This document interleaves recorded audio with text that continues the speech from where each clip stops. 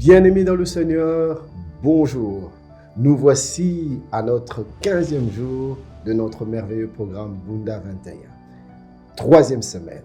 Eh oui, déjà la troisième semaine. Les bonnes choses ne durent pas, dit-on. Mais voyez-vous, Bunda 21 ne doit pas être un événement. Bunda 21 doit demeurer un style de vie. Après cette semaine, demeure dans l'esprit de Bunda. Que toute ta vie soit dans la présence de Dieu. Que tu développes cette attitude permanente dans la présence de Dieu, ou dans ton cœur, tu es constamment au pied du Maître.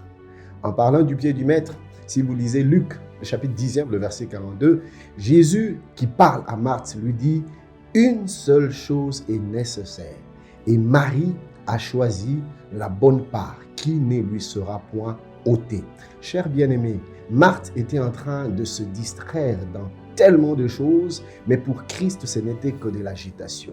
Il n'y avait qu'une seule chose qui valait vraiment la peine.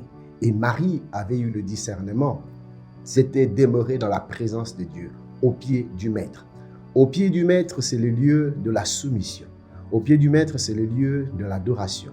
Au pied du Maître, c'est le lieu du renoncement, où on vient se livrer, où on vient se donner. Mais gloire à Dieu, au pied du Maître, c'est aussi le lieu de la réception. C'est à ses pieds que nous écoutons, nous recevons des directives, nous recevons des instructions. C'est auprès du Maître que nous recevons sa révélation dans une autre dimension.